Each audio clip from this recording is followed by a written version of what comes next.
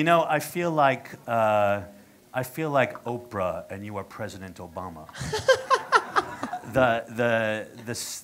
It was quite, I have to tell the audience, it wasn't a struggle, but it took a very long time to actually organize getting you here. So I'm really happy that you managed to find the time to meet me and to meet the fans as well. So thank you very much for coming. I'm totally happy, and I think this is such a great opportunity, as you told me before, that this is a very, very special event for those who can't afford to go to the big clubbings or don't want to spend money on it, which I understand. And so I think this is a very good way to meet all of you. So welcome. Thank you for coming. You. I had a question for you about your name, Conchita Wurst. Yes. Now, correct me if I'm wrong, but from what I know, from the little Spanish that I know, a conchita, if you say conchita, it means a little shell. Like concha is a big shell, conchita is a little shell, in the dictionary definition. Yes. What is the slang definition of conchita? I'd rather you say it than me. Well, I have to say, I got this name from a friend of mine. She's from Cuba. And I didn't know that Conchita actually means shell. Mm-hmm. And, well, yeah, I don't know, for those who don't know it, it's also actually a nickname for the private parts of a lady. I think that's the most clean way to say it. I think so too. Yeah.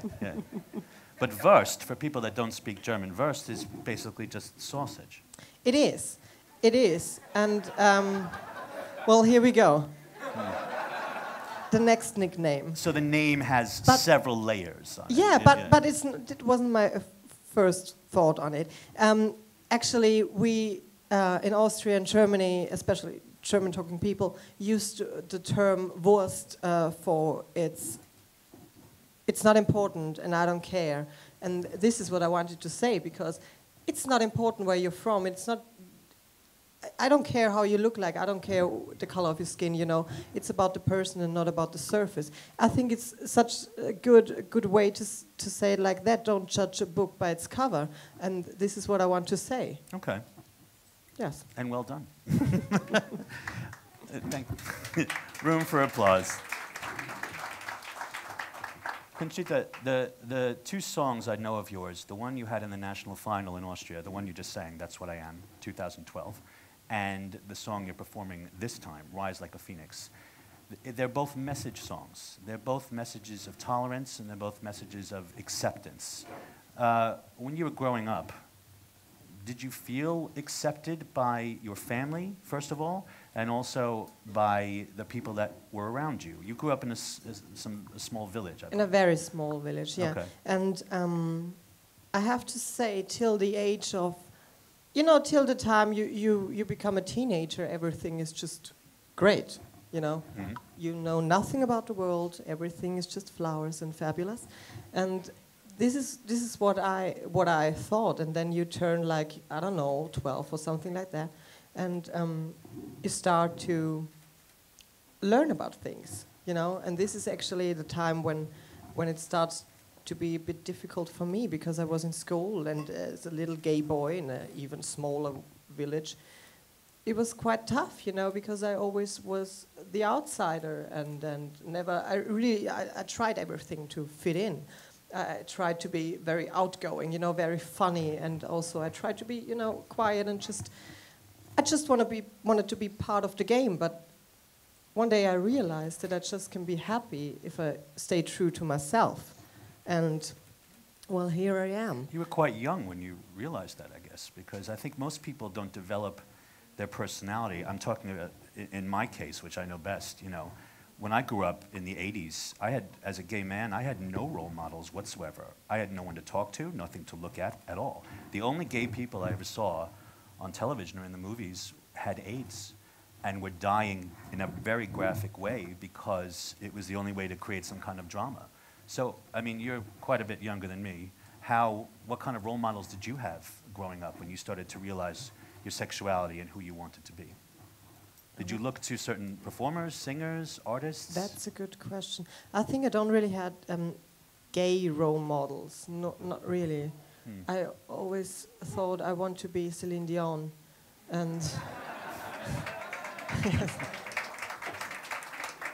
So, But you are only 1 degree of separation now from Celine Dion, because she won the contest, and apparently you're going to win the contest. actually, as well. she won in 1988, my year of birth. Okay. So she passed on the crown to you. I don't know. It's come full circle. Have you ever met Celine Dion? not yet. No? Not yet, but I know I will.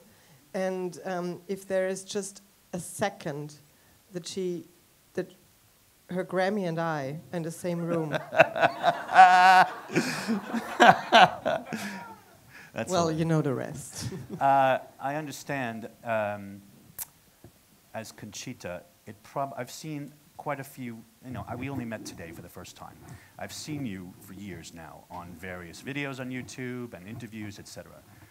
And I think your style has. I'm hardly fashionable. Look at me. But your style has evolved from when you first appeared as Conchita. The first time looking back, the first time I saw you, there was no makeup on my face. Yeah, exactly. But this was only 3 years ago. I know. Eddie Izzard, who's a comedian, and sometimes performs in women's clothing as well. He has said that his only role model for trans people, their only role model is usually the first one is their mother, because it's the female that's they're closest to. And then, once they start to feel comfortable in their own skin, then their own style develops. Do you feel that happened to you? I heard that before, and of course, especially the drag community is a very, very close one. So they're all over the world, where very, very, famous ones, and everyone is very close if you meet them. It's like a real sisterhood, and I like that. But I don't know. I heard that before, that drag queens actually play their mothers, but no, I don't really do that, because my mom is very, very shy. Okay. And you are not, most definitely. not that shy, but I think I always looked at the magazines. I always wanted to be a top model. I always wanted to be. If it's, I don't know, Jennifer Lopez or Kim Kardashian, this is the style I'm going for. But there was no. Maybe my granny, but not in an optical way, just, because she got a big mouth too. So the attitude you got from Granny, Yes. but your own style you developed on your own over the course of some time. Yes, I do. I have a fashion background. I finished fashion school ages ago. And, music is the love of my life, and fashion is something I really enjoy. So I had to decide, and I thought that I'm a better singer than designer. So I quit making clothing. But you had a fashion background, so this Yes. has helped. Your stylist who's here today is absolutely fabulous looking, by the way. Yeah, she's doing my Is she face. here? Where is she? Or is she Where hiding? is she? Tamara Mascara. Where? What a name. We'll meet her. We can meet her afterwards. Let's talk about the song that we started with, That's What I Am. I think it's really, Eurovision is a template. It's an open book, really. People sometimes come because they're in a stage of their career, and Eurovision is a way to give them some international exposure. They're sometimes coming for a comeback. They've had a few hits, Britain, excuse me, and sorry, I've just been smoking too much this week. And, or in your case, what I find most interesting about your song is that, I don't know, the message of positivity and acceptance could counteract how people at home seeing you for the first time. I mean, this audience is very aware of who you are, as am I, but people seeing you for the first time, that probably would trigger a lot of recordings in their head that will say, what is this? What is this? However, that same audience are the people that propelled Downer International, a post-op transsexual, to win. So what is your thinking about the voting audience? I'm going to get to a question about the Austrian voting audience, but here at Eurovision, do you have any expectations of how No. people will receive you? Well, first of all, I never have expectations. This doesn't really work for me. Just my day to system. day. No, I have dreams, and I have goals I go for. And I have to be honest, I don't really think about the voting system of people, you know, what they could think or will think. I just try to give, and I'm not trying, I know that I will give everything I have. And if this is good enough, we will see. And if not, hopefully, you know, I'm my worst critic, and I really try to please myself. I really try to go off stage and say, well done. And this is not an easy thing. So if I can please myself, I can take anything. So do you do like Beyonce, where when she was in Destiny's Child, she would go off stage and they'd immediately watch the videos of what they performed, Yes. and then do Bible study after that before going to bed? No, it's true. They didn't party. They were always asked, what do you do after the concert? We study the Bible. I mean, are you studying? That's a rhetorical question. Well, I mean, what how do you feel, because you have been talked about, written about, a lot of thought has gone into opinions about you. How much does this affect you? How much do you pay attention to? Not that much. No? You know, if it's just about me, I really can take that, because I don't care. You know, I don't care about negativity surrounding me, because it's you know, it's I can't take it, because it's not It's not real. It's nothing. It's virtual. Yeah. And but when it comes to, you know, racism or homophobia, I just get furious, because we're in the 21st century and we still have to talk about that. And I think the color of your skin or who you love is so unnecessary. And actually it's so boring. I'm not interested in it. Well, if I want to have the guy, he better should be to me. But but you know what I mean. You know, in first case, I really try to change that, because I think for me it's not important. For me, it's the character important, and this is what I really go for. Because I found a quote from you where you said that, talking about your beard is a statement to say that you can achieve anything no matter how you look.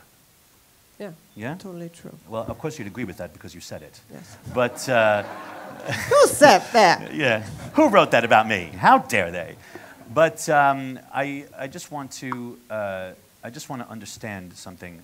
I'm going to just rewind a little bit to the national final in 2012 in Austria. The song that won was by the group Trakshitas. Am I pronouncing that right? Yes. Probably the first time shit was in the title of a group at Eurovision, I believe. And Trakshitas won with this song, Voki mit dem Popo. Yes. Something with my ass. What Shake does that mean? your booty. Shake your booty, okay. And it was done in an ironic way, and there were girls dancing and things glowing in the dark, and boobs and butts outlined and things like this. And then you came an extremely close second. It was something like 51-49 in percentage points. It was something like you almost won. So the Austrian audience was given an option of a kind of jokey, old-fashioned, kind of sexist song, Wink Wink, and your performance, which was about tolerance, acceptance, and things that everybody, like you've said, that everybody should just take for granted.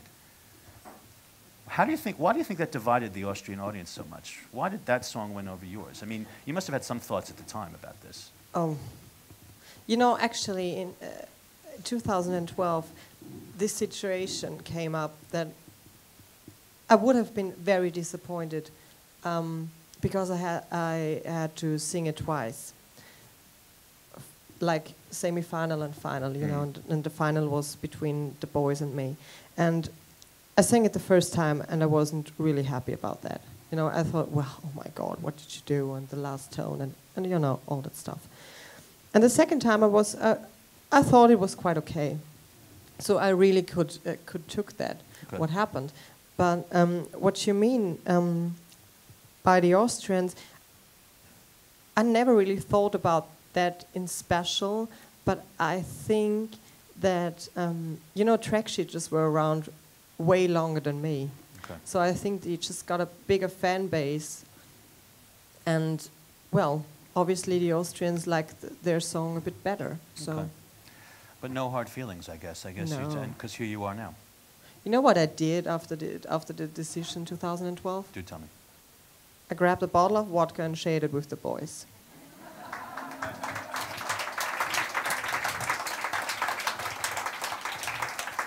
I think in any competition, that's probably the best way to handle it.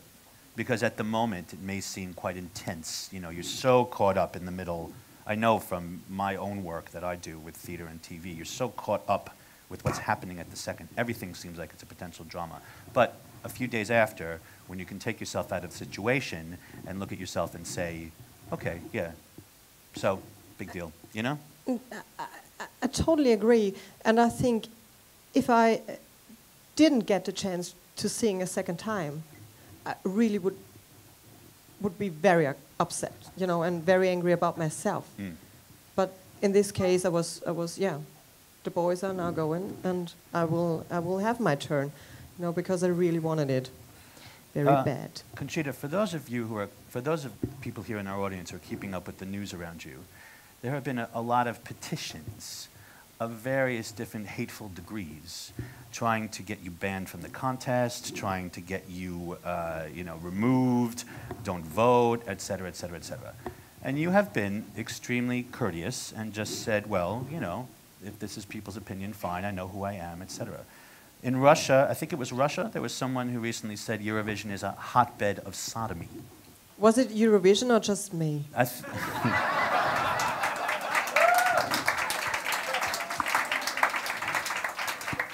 I think they were talking about you. I think If I'm not so mistaken. But a hotbed of sodomy, I would say, looking at this audience, it's probably true. But, you know, you have been very courteous about this, but no one has asked you to sign any petitions, have Not they? yet. You know, well, funnily enough, I've prepared a few for you here, and I'd like to take your signature, okay? I've got 3 petitions. The first one, I'd like you to sign on the dotted line. You're calling for Russian President Vladimir Putin to put some clothes on. There you go.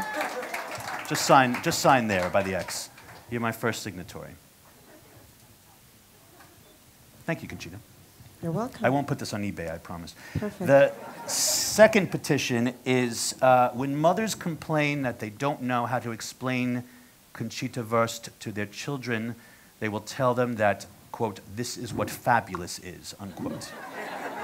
Can you sign? Just sign there.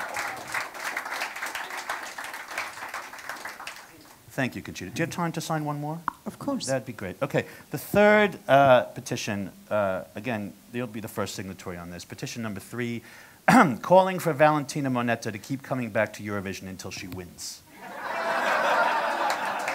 I really adore her. Would you mind signing? I really adore her. Would you mind signing right there? You know what? She is so lovely. She's so lovely and so beautiful. Yeah? Yeah. She's quite special. We need some more on this one. We need, well, I'm sure I'll be able to get a few signatories from this audience after this. Perfect. Conchita, I just want to say thank you so much for coming to see us. Thank you. I mean, it's the fans that come here to Copenhagen and spend a lot of their money, hard-earned money and time, Yes. they don't get a chance to meet too many Eurovision artists up close, like in this room that we have here. I just would like to say, again, thank you for coming. We're going to end with another song. Yes. It might be familiar to the audience I don't know. as it is. Yeah. It's a pretty new one. Oh, yeah? Yeah. Yeah. They might have heard it before. Maybe. And then if it's okay, I'd like to ask you, after the performance, if we can just come right here into the audience, and we're going to take a giant selfie with everybody. That would be great. Yeah, would that be good? That would be great. Ladies and gentlemen, give a round of applause to Conchita Wurst. Thank you.